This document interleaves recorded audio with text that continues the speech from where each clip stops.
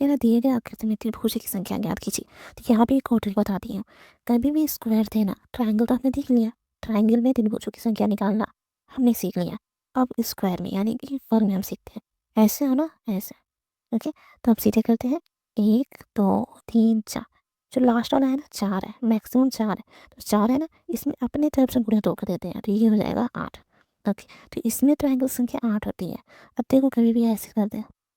Okay, 8 और खींचते हैं, है ना, 1 2 3 4 5 6, 6 लास्ट हो गया ना, 6 हो गया, ठीक है। गुणे 2 अपने तरफ से, तो ये हो गया 12। इसमें ट्रायंगल संख्या कितनी है, 12 हो गया। एक और देख लो, ये तो आयत बन गया। स्क्वायर ऐसे बनता है ना। ओके, एक और देख लो, 1 2 3 4 5 6 7 8, 8 हो गया ना, ये 8 हो गया, अपने तरफ से गुणे दो, 8 2 ना 16। तो इसमें इस स्क्वायर में ट्रायंगल की संख्या कितनी है, 16 है। ठीक है, आया समझ में। अब देखो यहाँ पे सेम ऐसे ही बन रहा है, इसमें अंदर सिर्फ अंदर देखो, ये क्या है, ऐसे बन रहा है। तो इसमें कितने हैं त्रिभुजक संख्या, 4। ठीक है, अब यहाँ पे देखो बड़े वाले में देखेंगे, सेम ऐसे ही बन रहा है। इसमें त्रिभुजक संख्या है कितनी, 4। तो 4 4 8 हो गया ना। अब देखो, अब हमने जो ट्रायंगल ऊपर पढ़ा कि जब ऐसे हो तो क्या होता है, 1 2 जो ना है 3 हो गया। तो हम देखो क्या करते हैं, ये बन रहा ना ऐसे, तो इसमें हो गया 3। ठीक है, 3 हो गया ना। अब देखो 4 4 8 9 10 11, 11 हो गया ना, 11। ओके, सॉरी हमने क्या गलती कर दी, यहाँ पे 8 होना चाहिए ना, ये 8 है।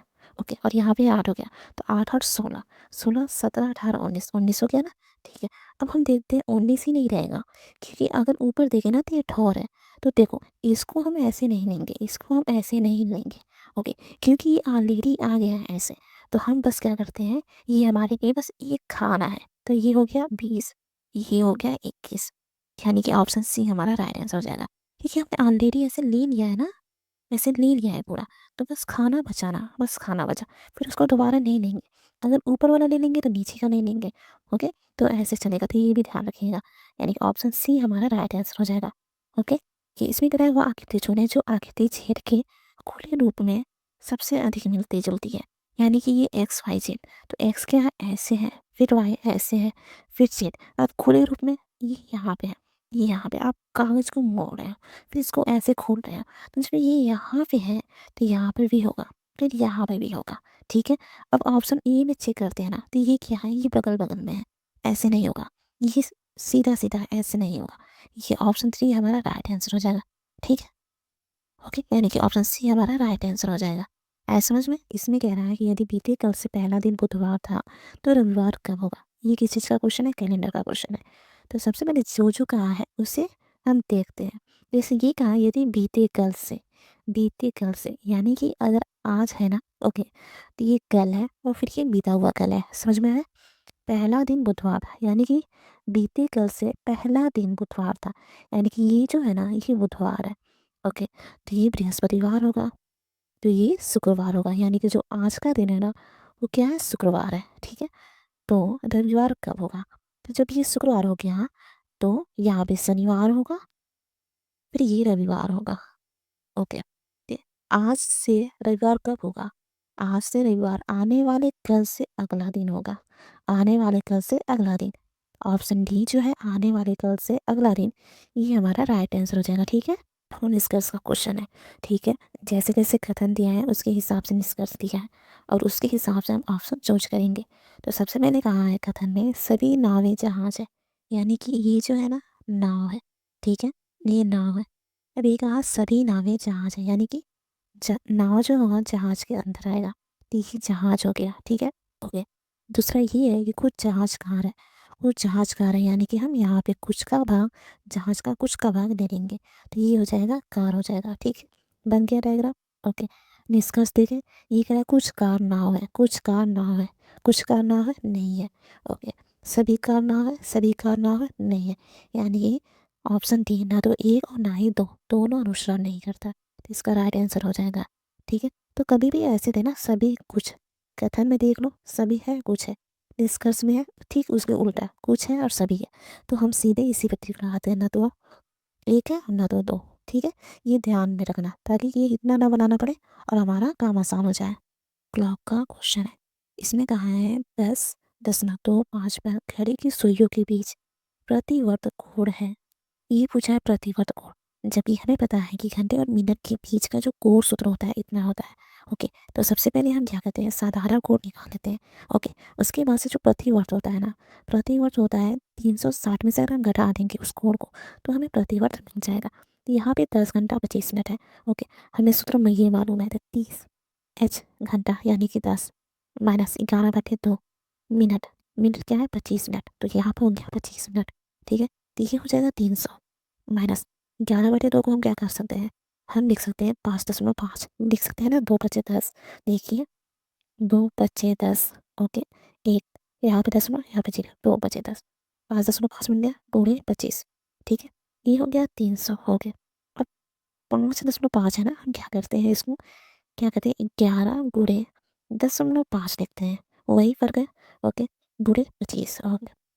अब देखिए इसको हम कर देंगे तो 25 बचे 125 हो जाएगा, 125। एक अंक के बाद दशमलव, एक अंक के बाद दशमलव, ये 11 हो गया। अब हमने 11 इसलिए छाटा क्योंकि हमने देखा है कि चाहे कितना भी बड़ा अंक हो, अगर उसी 11 से हम गुणा करें तो आप आसानी से गुणा कर सकते हैं। कैसे, देखिए यहाँ पे अगर हम करें 125 है, ठीक है, यहाँ पे गुणे 11 करें तो हमारा सबसे पहले ये होता है, हम इधर से स्टार्ट करते हैं, इकाई से। ये 5 है, 5, फिर 5 और 2 इनको जोड़ेंगे तो 7 हो जाएगा, 2 1 जोड़ेंगे 3 हो जाएगा। हो गया, आसान से हो गया। ओके, अब एक अंक के बाद दशमलव थे, एक अंक के बाद दशमलव, तो ये 300 हो गया माइनस ये 37.5 हो गया।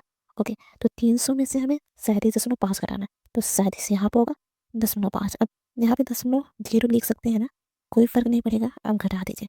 10 में से 5 गया 5 दशमलव, यहाँ बचा 9, 9 में 7 गया 2। ठीक है, यहाँ बचा 9, 9 में से 3 गया 6। ओके, यहाँ बचा 2, 262.5, तो इसका हो गया 262.5। ठीक है, अब हमें क्या चाहिए, हमें प्रतिवर्त कोण चाहिए। तो प्रतिवर्त कोण के लिए क्या करेंगे, 360 में से जो कोण है उसको घटा देंगे, 262.5 घटा देंगे, तो ये हो गया 360 जीरो। ओके, 262.5। ओके, 10 में से 5 गया 5। ओके, 10 9, 9 में से 2 गया 7। ठीक है, यहाँ बचा 5, एक हाथ से नहीं 15, 15 में से 6 गया 9। ठीक है, ओके, फिर यहाँ बचा 2, सॉरी यहाँ पे क्या था, यहाँ पे देखिए, यहाँ पे हमने गड़बड़ कर दी। ये 5 था, 5 फिर 2, 5 2 7, फिर 2 1 3 3, तो हमने जो ये वाला अंक था ना ये लिखा ही नहीं, ये गलती कर दी, ये लिखना चाहिए हमें। ठीक है, तो देखो एक बार और देख लो, 125 को क्या हुआ। तो कभी भी हम गुणा करते हैं कितने भी बड़े अंक में, हम इधर से स्टार्ट करते हैं इकाई वाला, सबसे पहले इकाई लिखते हैं। ठीक है, फिर 5 2, आगे जितना भी बढ़े ना उसको आपस में 2 2 अंक जोड़ते जाओ, 5 2 7, फिर 2 1 3। ठीक है, अगर हाथ से लगाए तो हाथ से जोड़ते जाओ। ठीक है, तो हमने 2 1 3 तो जोड़ दिया, लेकिन ये दहाई अंक वाला भी रखा जाएगा, तो यहाँ पे हो गया 1। ठीक है, तो इसका हो गया 1375। देखिए 1375, यहाँ पे भी 1375। ओके, तो 3 में से 1 गया, नहीं 2 में से 1 गया, क्योंकि यहाँ से नहीं आता ना, तो यहाँ पे 1 हो गया। ठीक है, यहाँ पे क्या हो गया, यहाँ पे 1 हो गया। ओके, तो यहाँ पे हो गया 2 में से 1 गया 1, 197.5। ठीक है, कितना है 197.5। ठीक है, तो 197.5 को हम 1/2 लिख सकते हैं। ठीक है, वही पर हुआ ना। ओके, तो यही है ऑप्शन डी, ये हमारा राइट आंसर हो जाएगा। ठीक है, 197 1/2 होगा, ये 1/2 होगा। ओके, 1/2 मिस्टेक हो गया था, या फिर हम कर सकते 197.5। ठीक है, अगर साधारण पूछता तो हम बस इतना पे निकाल लेते, ये हमारा राइट आंसर हो जाता। ठीक है, 162 हमारा राइट आंसर हो जाता, 162.5। लेकिन ये प्रतिवर्त पूछा है, तो प्रतिवर्त के लिए हमें 360 में से घटाना पड़ेगा, तो हमने घटाकर निकाल लिया। ठीक है, देखिए इसमें अगर अनिल और अभय भाई हैं, स्वाति समीर की बेटी और अनिल की बहन है, अभय की माता समीर से कैसे संबंधित है। तो यहाँ पे क्या है, अनिल और अभय भाई है, तो अनिल और अभय, यहाँ पे हो गया अनिल एन, अभय को हम लिख सकते हैं एन बी। ठीक है, ओके, ये क्या है मेल है, तो हम प्लस कर देंगे यहाँ पे पॉजिटिव। ठीक है, ओके, भाई है सिबलिंग है, तो हम प्लस से जोड़ देंगे। ओके, अब कह रहे हैं स्वाति जो है समीर की बेटी है और अनिल की बहन है, अनिल अनिल की बहन है, यानी कि अभय की भी बहन हो गई, तो सिबलिंग है तो प्लस से जोड़ दिए, तो यहाँ पे हो गया स्वाति। ठीक है, अब ये फीमेल है तो हम माइनस करते हैं पहचानने के लिए। ठीक है, ओके, इसको क्या करते हैं स्क्वायर में, यानी कि डब्बे में हम बंद कर देते हैं। ओके, अब यहाँ पे स्वाति जो है समीर की बेटी है, यानी कि समीर इसके पापा है, इसके भी पापा होंगे, इसके भी पापा होंगे, और वो मेल है, तो हम क्या करते हैं, यहाँ पे समीर हो गया यस ए, और यहाँ पे प्लस, क्योंकि मेल के लिए हम प्लस यूज कर रहे हैं, ठीक है। एक बात और, ये जो समीर है इन तीनों से बड़े हैं, ठीक है। छोटे होते तो हम क्या करते हैं, नीचे लिखते हैं, लेकिन ये बड़े हैं तो हम ऊपर लिख रहे हैं। तो इस तरह आप समझते जाएंगे, ओके। अब ये कह रहे हैं अभय की माता समीर से कैसे संबंधित है। अब अभय की माता, अभय की जो माता होगी, स्वाति की माँ होगी, अनिल की भी माँ होगी, ठीक है। तो ये जो होगी, ये ये हम गुणा से करते हैं क्योंकि ये पति पत्नी होंगे।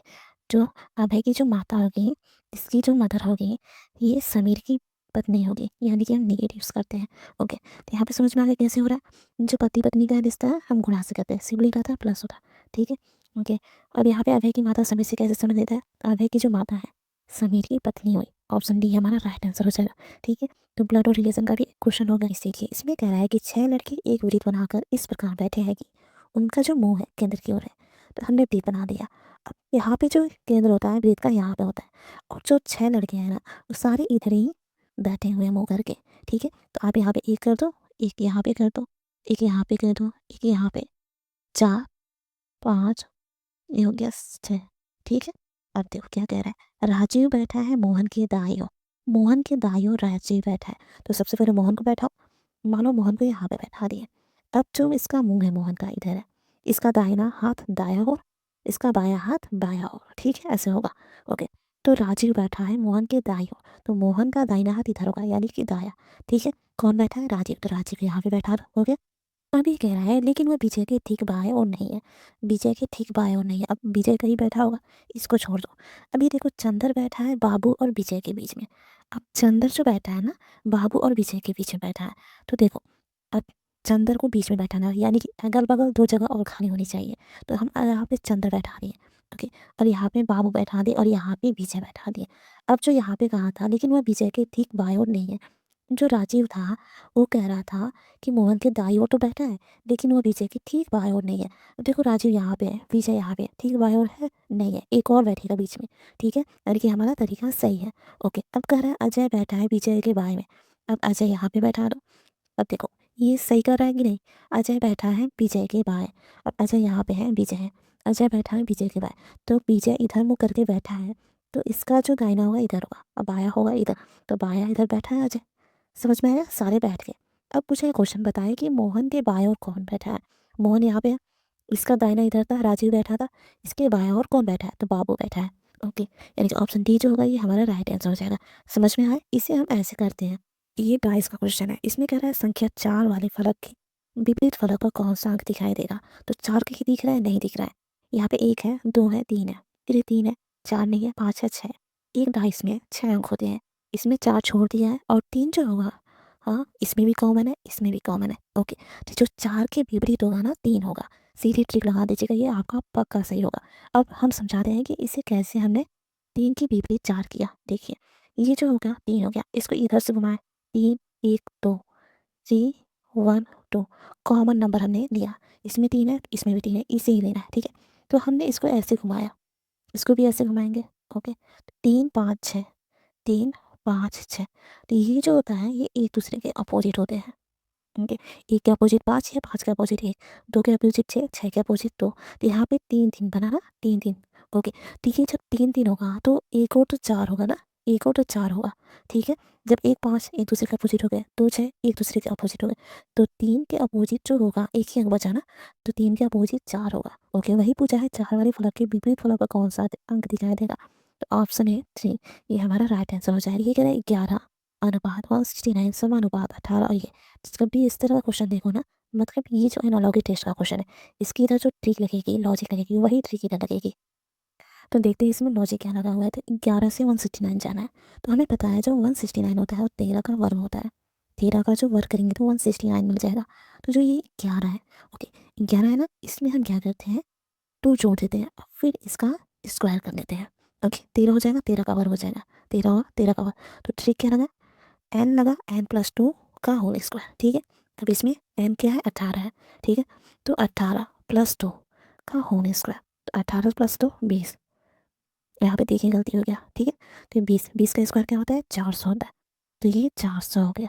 तो यहाँ पे जो ऑप्शन बी है 400, ये हमारा राइट आंसर हो जाएगा, ठीक है।